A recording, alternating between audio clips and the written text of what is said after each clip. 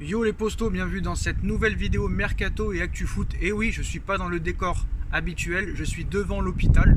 Donc c'est galère de faire des vidéos, hein. Déjà internet est oublié, est inexistant. Donc il faut que tu te connectes un peu Wi-Fi, partage de connexion et tout. C'est assez compliqué. Dans la chambre, tu peux pas faire de vidéo parce que tu as une infirmière qui vient toutes les 5 secondes. Et tu as quelqu'un juste à côté, hein. Donc par respect, tu peux pas parler de Mercato devant cette personne, hein, qui doit se reposer, donc d'accord, hein, c'est normal. Mais bon, vous le savez, hein, j'avais promis, voilà, je le fais devant une cage d'escalier, voilà les postos, hein, à la bonne franquette et avec les moyens du bord. Donc voilà, on est toujours là, hein. Je voulais remercier avant tout toutes les personnes qui m'ont soutenu, que ce soit sur la vidéo d'hier, d'aujourd'hui, et tout le soutien. 99,99% de personnes m'ont souhaité une bonne opération, et ça vraiment, ça fait vraiment du bien, ça fait chaud au cœur. Je m'attendais pas à ça, vraiment. Les postos, merci beaucoup, vous êtes les meilleurs, vraiment vraiment. Mais je vous l'ai dit, hein, tant que je peux faire des vidéos, je continuerai. Demain ça risque d'être compliqué parce que l'opération aura lieu vers les midi 13h, et le matin t'as pas le droit de quitter la chambre. T'as vu, tu dois prendre une douche, tu dois rester dans la chambre, quoi, qui t'appelle, et tu pourras pas faire de vidéo à moins que le monsieur à côté de moi se fasse opérer avant moi et que je suis seul dans la chambre. Là je pourrais faire une vidéo.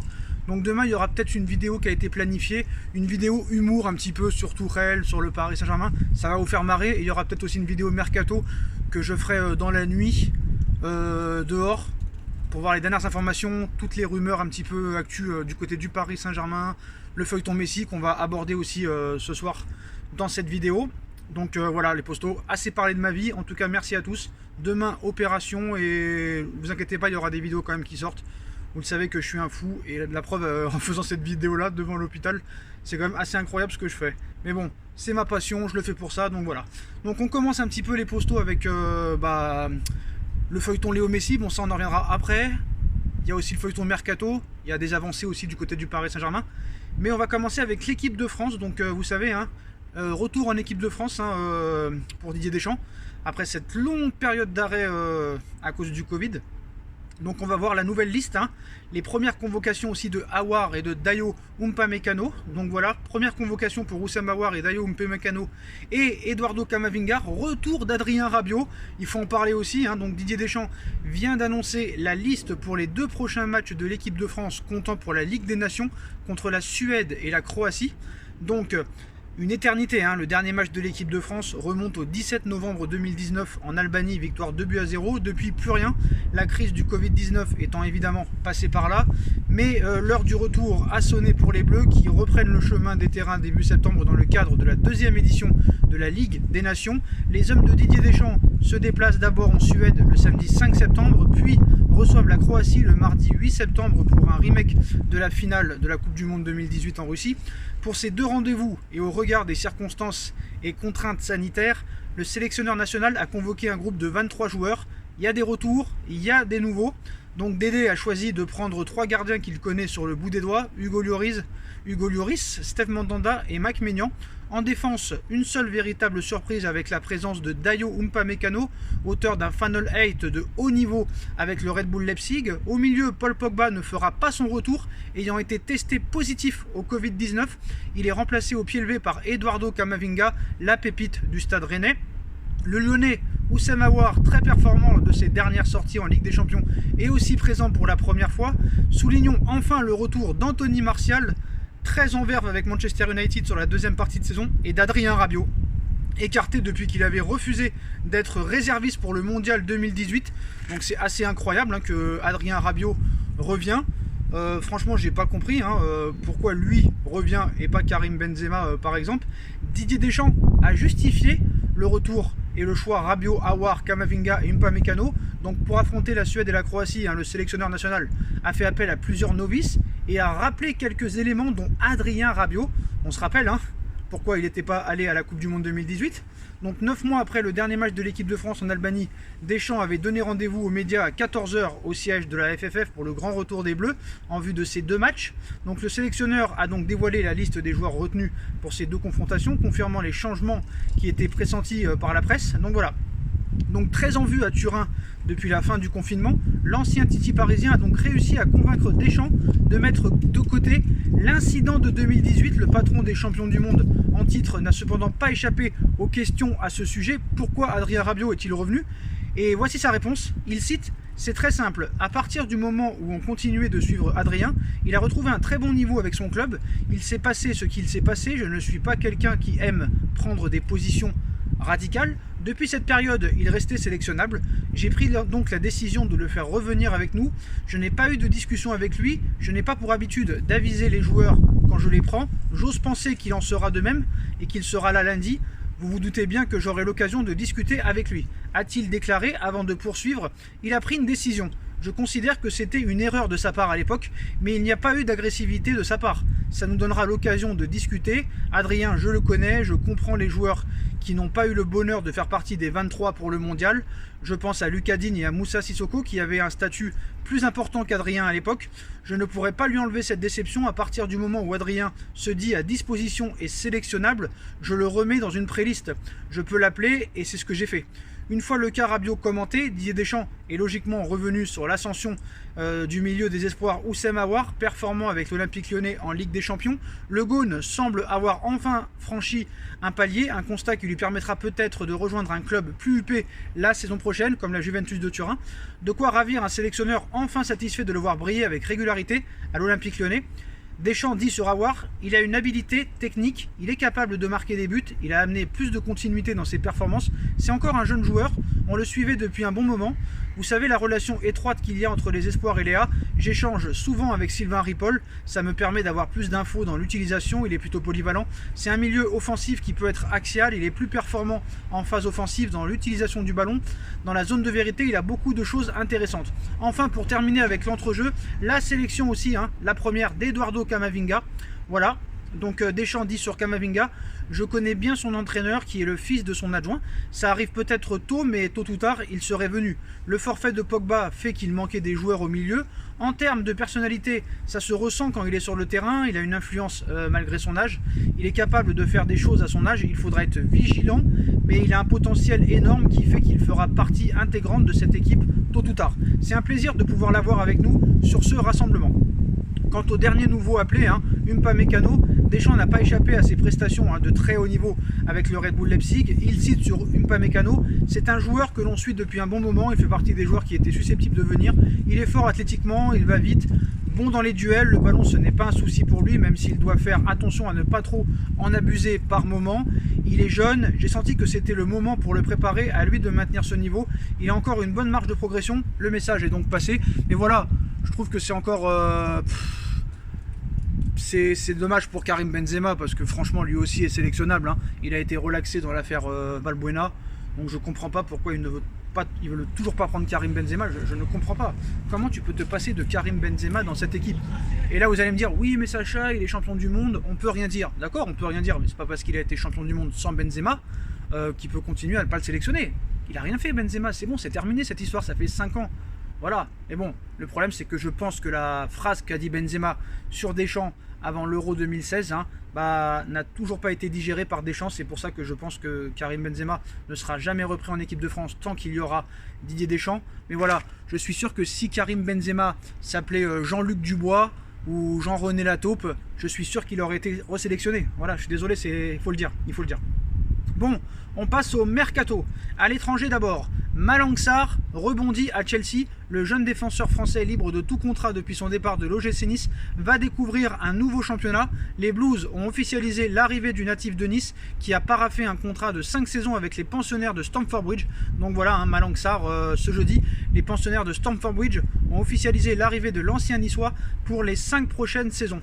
Voilà, donc le mercato XXL de Chelsea continue. Donc, avant de passer au dossier Léo Messi, donc dans quel club jouera Léo Messi, on passe à Julian Draxler. Le Hertha Berlin et le Paris Saint-Germain sont en négociation actuelle pour le transfert de Julian Draxler. Donc le Hertha Berlin négocie avec le PSG pour Julian Draxler, même s'il est entré en fin de rencontre lors de la finale de la Ligue des Champions face au Bayern. Julian Draxler sait qu'il ne devrait avoir que peu de temps de jeu la saison prochaine. Il est donc peut-être temps de quitter le Paris Saint-Germain. Le Hertha Berlin en Allemagne est assez chaud pour le récupérer et le directeur sportif du club de la capitale allemande s'est exprimé à son sujet en conférence de presse où il cite « Il a un contrat avec le Paris Saint-Germain, c'est bien connu et il a également été utilisé en finale de Ligue des Champions. Cela ne nous aide pas. Si la discussion continue tous les jours, nous essayons de faire notre travail », a expliqué Michael Puitz devant les médias, ajoutant que cet été, c'est un été particulièrement compliqué puisque tous les clubs ressentent les effets liés à cette crise sanitaire. Et ce qu'il faut savoir, c'est que Julian Draxler a un très gros salaire au Paris Saint-Germain. Il lui reste 1 an de contrat. Et voilà, on sait très bien que comme Gareth Bale au Real Madrid, comme Julian Draxler, comme à l'époque Hatem Ben Arfa, il préfère être sur le banc et toucher une tonne d'oseille plutôt qu'aller rebondir dans un autre championnat, un autre club, et toucher beaucoup moins. C'est la vérité et voilà, c'est malheureusement le problème maintenant dans le football moderne. Donc, on passe au dossier Léo Messi. Donc, on commence avec Monsieur Bartomeu. Voilà, Monsieur Bartomeu est prêt à démissionner si Lionel Messi annonce qu'il reste au Barça. Donc le président du Barça s'est dit prêt à quitter ses fonctions à la seule condition que Lionel Messi s'exprime publiquement. Donc le feuilleton Léo Messi, un nouvel épisode, a officiellement demandé à quitter le FC Barcelone cet été. Une annonce qui a rendu fou les supporters Blaugrana, dont certaines sont arrivées devant le Camp Nou l'année dernière. Hier, pardon. Donc une annonce qui a rendu fou les supporters Blaugrana, dont plusieurs centaines se sont regroupés devant le siège du club pour réclamer la tête du président, Bartomeu. Ce dernier avait récemment laissé entendre qu'il refusait d'envisager un départ de la Pulga cet été, rappelant que l'Argentin disposait d'une clause libératoire de 700 millions d'euros, alors que nous apprenions que le patron du Barça souhaitait s'entretenir personnellement avec le natif de Rosario, qui refuse pour le moment catégoriquement de le rencontrer. Bartomeu vient d'envoyer une véritable bombe dans ce dossier. Selon TV3, Bartomeu a admis qu'il serait prêt à quitter le poste de président du Barça si cela pouvait faciliter la continuité de Léo Messi au club. Donc Bartomeu promet de ne pas trahir Léo Messi.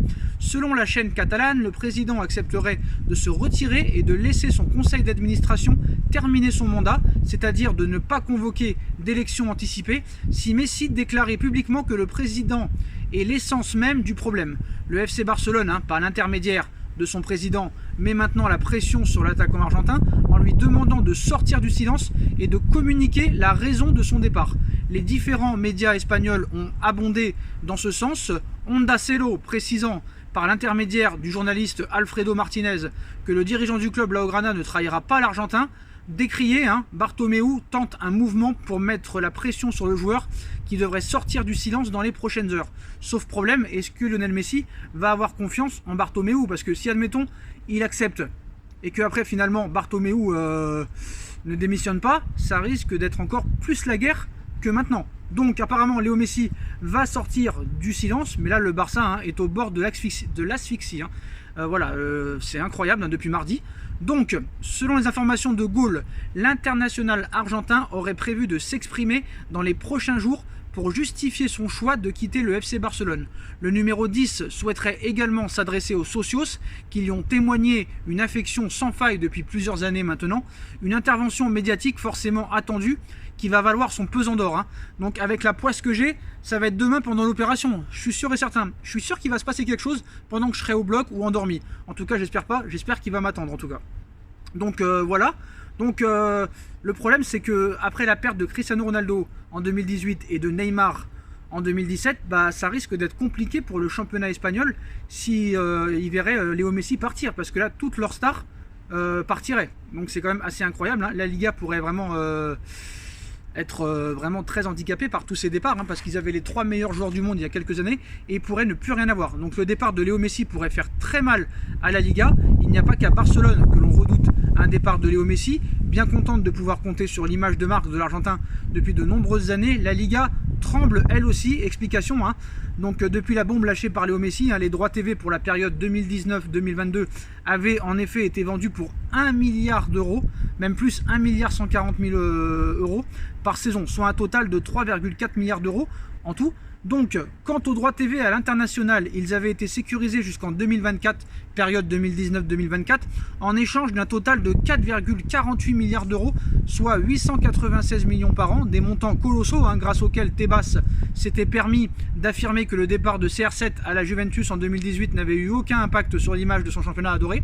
Donc, on va me critiquer à Madrid, mais le départ de Cristiano Ronaldo a eu un impact quasi nul. La Liga doit être au-dessus des joueurs.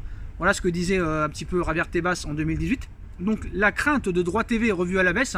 Aujourd'hui, celui dont le nom fait toujours grincer des dents au Paris Saint-Germain ou à Manchester City est nettement moins serein. Car si Léo Messi quitte bel et bien le FC Barcelone, la Liga aura perdu ses 3 têtes d'affiche en 3 ans. Neymar en 2017, CR7 en 2018 et donc la Pulga en 2020. 3 joueurs considérés comme les 3 meilleurs de la planète. Alors forcément, il y a de quoi s'inquiéter pour les finances de la Liga. Oui, on le ressentait énormément parce que ça donne énormément de valeur à notre championnat. Concédé Tebas au micro de la radio RAC1 en juin dernier, avec des droits TV à l'international assurés jusqu'en 2024, le dirigeant espagnol a le temps de voir venir, mais AS indique que la situation est loin d'être rassurante, surtout pour les clubs. Tout d'abord parce que la crise du Corona a déjà fait perdre à la Liga beaucoup d'argent, au moins 200 millions d'euros.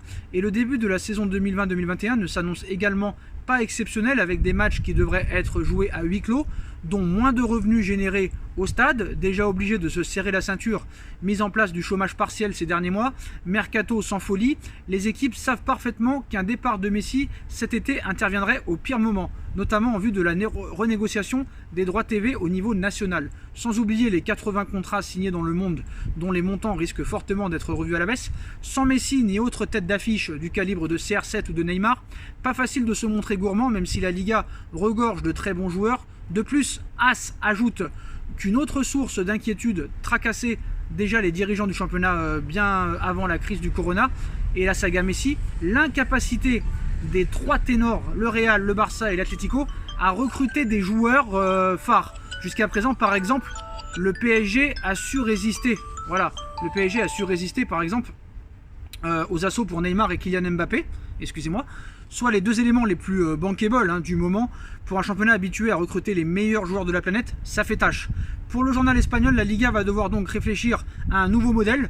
La Liga va être obligée de se réinventer dans les prochaines années. C'est sûr qu'après 9 ans avec Ronaldo et Messi, donc 4 avec Neymar, la Liga va devoir se réinventer. Le Barça et le Real ont un peu perdu l'ascendant en termes de recrutement des plus grandes stars. C'est une réelle perte d'affluence. Mais ces 2 clubs sont ceux qui ont le chiffre d'affaires le plus important d'Europe et on peut s'attendre à ce qu'ils le contre-attaquent. De grosses propositions pour des joueurs comme Pogba, Neymar, Mbappé, Salah, Neuer. Difficile d'imaginer qu'il n'y ait pas un recrutement de type galactique pour contrecarrer la perte d'influence. Nous a d'ailleurs aussi dit Bastian Druth, spécialiste de l'économie du football et auteur de quelques ouvrages sur ce sujet. Reste toutefois à savoir quand les grands d'Espagne auront les moyens d'enclencher de telles opérations. Rien que pour Mbappé, toute la presse madrilène évoquait un report de l'opération en 2021.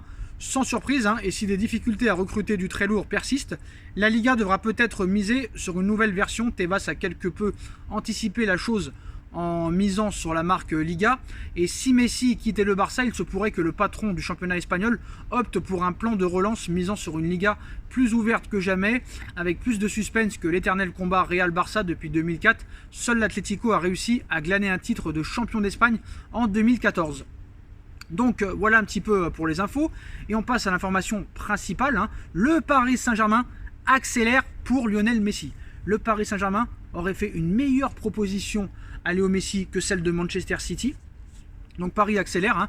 Donc vraiment depuis mardi soir, le feuilleton Messi cristallise l'attention de la planète football. La Pulga qui a décidé de quitter le Barça suite à une saison sans titre et après la gifle reçue en Ligue des Champions 8-2, camperait actuellement sur ses positions. Et pourtant le président du Barça, Bartomeu, songerait à démissionner si Messi annonçait publiquement qu'il restait en Catalogne. En parallèle, les négociations ont démarré avec Manchester City, désireux d'accueillir la star argentine cet été, mais le Paris Saint-Germain n'aurait pas dit son dernier mot dans ce dossier. Selon les informations de TIC Sport, le champion de France proposerait un meilleur salaire au numéro 10 argentin, mais aussi une plus grosse indemnité de transfert au FC Barcelone que les Citizens. Même si Messi douterait du niveau de la Ligue 1, la perspective d'évoluer avec Neymar, Kylian Mbappé, Angel Di Maria séduirait l'intéressé. La partie de poker menteur ne fait que débuter. Il faut dire qu'aussi à Manchester, c'est une ville très compliquée à y vivre. On se rappelle des propos de Carlos Tevez, de Cristiano Ronaldo, de Wayne Rooney, qui disaient qu'il n'y avait pas grand-chose à faire à Manchester, que c'était vraiment la pleine campagne. Donc ça risque d'être compliqué aussi. C'est sûr que Paris, bon, c'est vrai que l'hiver, c'est pas exceptionnel, mais il y a plus de choses à faire. Donc voilà. Donc les dernières informations aussi sur le dossier Neymar. Donc Bartomeu est prêt à quitter ses fonctions si Léo Messi annonce publiquement qu'il reste. La SER a confirmé aussi ces informations. Lionel Messi aurait prévu de s'exprimer dans les prochains jours pour remercier les socios et justifier son choix de quitter le FC Barcelone. Donc le PSG accélère et propose un meilleur contrat à Léo Messi contrairement à celui qu'il a actuellement au FC Barcelone. Paris offre une compensation financière au Barça que Manchester City ne peut pas faire à cause du fair play financier. Voilà, enfin on voit que Manchester City ne peut pas. C'est pas possible avec ce qu'il y a eu ces derniers temps, tu peux pas. Et le média argentin qui a annoncé en premier, en début de semaine, le fait que Messi avait annoncé au FC Barcelone sa volonté de partir, en donnant cette information comme quoi le Paris Saint-Germain pourrait attaquer fort sur le dossier, c'est assez crédible. Donc voilà, c'est assez crédible et il faut dire qu'apparemment Lionel Messi parle beaucoup avec Neymar sur cette possibilité de transfert. Donc l'info sur par exemple que Messi veut que Neymar rejoigne à City, c'est vraiment une fake news ça. Donc voilà, Neymar n'ira jamais à Manchester City. Mais voilà, apparemment Paris et Manchester City sont les favoris, ça c'est sûr. Mais apparemment plus Paris que Manchester City. Donc à voir dans les prochaines heures, les prochains jours ce qui va se passer, surtout demain. J'espère qu'il ne se passera rien pendant que je serai dans le coma. Mais voilà, apparemment aujourd'hui on parle plus du PSG que Manchester City. Moi ce que je me demande vraiment, réellement, est-ce que Messi est pas en train de berner tout le monde? Voilà, de berner tout le monde, d'utiliser Manchester City, le Paris Saint-Germain, l'Inter de Milan et plein d'autres clubs pour avoir cette putain de prolongation de contrat. Faut le savoir. Donc Lionel Messi et Neymar ont évoqué la possibilité de se retrouver au Paris Saint-Germain. Le dossier semble économiquement difficile. Manchester City est en pole position toujours pour recruter l'Argentin. Donc voilà, on va voir. Mais voilà, le PSG offre un meilleur contrat à Léo Messi et une compensation au FC Barcelone que Manchester City ne peut pas payer. Et surtout les postos, vous faites pas berner par les insiders, tout ça, qui ne comprennent rien au niveau économique. Alors je dis pas que je connais mieux qu'eux, mais le PSG est officiellement entré dans la course pour Léo Messi, qui ne ferme aucune porte. Le club de la capitale aurait démarré les discussions avec l'entourage de l'Argentin. Je vois beaucoup de personnes qui disent, si Messi arrive au Paris Saint-Germain, tu pourras ne plus rien recruter derrière. C'est faux. Si Messi part gratuitement, Paris pourra assumer son salaire. Je ne vais pas me répéter à chaque vidéo. Vous prenez une calculette, vous calculez le salaire de Edinson Cavani, 18,5 millions par an, le salaire de Thiago Silva, 14,5 millions par an, celui de Thomas Meunier, 4,5 millions par an. Déjà tu fais le calcul, le salaire, tu peux l'assumer. Il faut se rappeler aussi et faire un petit peu de contre-histoire, 2017, quand Neymar et Mbappé sont annoncés au Paris Saint-Germain, personne n'y croit, tout le monde te dit qu'économiquement c'est impossible et ils ont réussi à le faire. Donc à un moment donné, il faut avoir un petit peu de pensée et essayer de penser large. Et en aucun cas, si Messi arrive gratuitement, tu ne pourras pas acheter d'autres joueurs. Paris a une enveloppe initiale de 100 millions d'euros. Il y aura peut-être d'éventuelles ventes. Colin Dagba, Gay, Julian Draxler, peut-être Herrera, peut-être Kehrer, peut-être Areola. Ça va encore faire engranger l'enveloppe et engendrer de l'argent. Les 145 millions que le Paris Saint-Germain a reçus pour son parcours en Ligue des Champions, plus le nouveau partenariat avec Hisense, plus le partenariat avec Jordan. Aucun club dans le monde n'est sponsorisé par Air Jordan. Il faut le savoir. Les droits TV en France vont exploser, plus de 1,1 milliard par saison, plus les divers partenariats. Et il ne faut pas oublier, parce qu'il y en a qui m'ont dit que Mauro Icardi cet été a été acheté 55 millions, oui, mais ça compte pour le bilan 2019-2020. Donc officiellement, Paris n'a acheté aucun joueur depuis un an. Depuis un an, il n'y a pas eu de mercato d'hiver, pour l'instant il n'y a pas de mercato. Et l'année dernière, tu n'as pas tant dépensé que ça. Et tu as vendu beaucoup de jeunes. Donc pour le fair play financier, t'es nickel chrome. T'es nickel chrome. Voilà. C'est tout. Et ce qu'il faut savoir, c'est que s'il n'y avait pas eu de fair play financier, Messi serait peut-être déjà à Manchester City ou au Paris Saint-Germain. Contrairement à Manchester City, je le répète, Manchester City, il y a 2 mois, ils étaient interdits de toute compétition européenne. Et là, ils ont été réadmis. Et ils ont déjà acheté beaucoup de joueurs. Ils vont peut-être faire aussi Koulibaly. Vraiment, eux, ne rentrent pas dans les règles du fair play financier. Alors que nous, on rentre complètement dans les règles. On est un bon élève. On est un meilleur élève que le FC Barcelone, qui a dépensé 1 milliard en 5 ans. On est un meilleur élève que l'Atlético Madrid. On est un meilleur élève que beaucoup d'autres équipes. Et malheureusement, c'est Paris, c'est la Ligue 1, ce n'est pas respecté. Mais j'espère qu'avec cette finale de Ligue des Champions, on s'est fait respecter. Donc voilà les postos. Donc Paris pourrait être favori pour accueillir Léo Messi. Paris proposerait un meilleur contrat que Manchester City pour Léo Messi. Et voilà, on verra ce qui va se passer dans les prochains jours. Peut-être que demain ça bougera. J'essaierai de faire mon possible pour faire une vidéo, mais demain ça risque d'être compliqué d'avoir des infos sur le feuilleton Messi, mais on essaiera en tout cas. Et voilà les postos. Donc là je suis devant l'hôpital, donc voilà les postos. Voilà pour toutes les dernières infos mercato, que ce soit au Paris Saint-Germain, à l'étranger, le feuilleton Léo Messi qui continue de plus belle. Voilà les postos. Si vous avez kiffé la vidéo, hein, on like, on partage, on commente, on s'abonne, on active la petite cloche pour être tenu au courant des vidéos qui vont sortir. On me rejoint sur mes différents réseaux sociaux ainsi que sur Utip si vous voulez faire un petit don. N'hésitez pas aussi à venir vous abonner à ma deuxième chaîne YouTube No Feeling. Hein. Le lien apparemment ne marche pas, donc je vais voir ce qui se passe, mais voilà, No Feeling, vous tapez sur YouTube, c'est facile à trouver. On est bientôt 1000 abonnés, je vous remercie. Il faut que je remette la partie 2, hein, je ne l'ai pas encore mis, mais voilà, internet un petit peu ça déconne ici. Voilà les postos, je vous souhaite à tous une bonne continuation, prenez soin de vous, demain opération. Merci beaucoup pour votre soutien, ça fait vraiment plaisir les postos. Donc voilà, on essaiera demain, mais ça va être compliqué demain. Il y aura une ou deux vidéos qui vont sortir, mais voilà, ce sera une vidéo mercato que je vais faire dans la nuit. Et une autre vidéo qui va vous plaire, genre un peu humoristique, sur Tourelle, sur le Paris Saint-Germain, tout ça et tout. Ça risque de vous faire marrer. Voilà les postos, je vous souhaite à tous une bonne nuit et à très vite pour une nouvelle vidéo les postos. Tchuss.